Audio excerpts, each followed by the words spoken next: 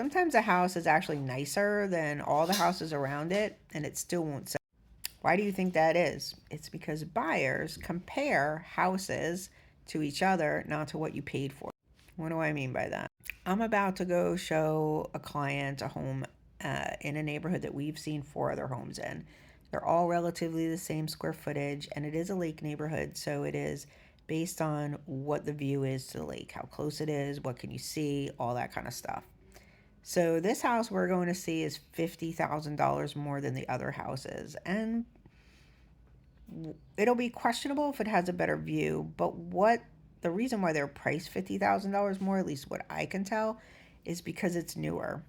Now, most of the houses that we're looking at are updated, so it's not like they don't have the granite countertops and the, nice shaker cabinets or whatever. But even though this house actually might be worth more because it was built only 2018, buyers are not really comparing that. They're looking at finishes, and in this neighborhood, they're looking at the view.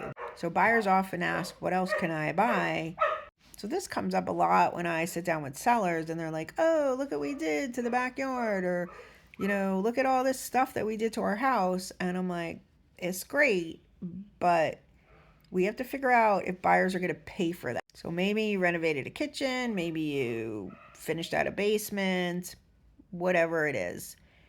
Sometimes if the neighborhood didn't do that, your house price will not support it because the market in the neighborhood counts. This is a really hard conversation that I have to have with some sellers. And sometimes I don't appreciate it. But what they do appreciate is when we price correctly for the neighborhood and they get offers. And then we let the buyers and the market move up the price of the house.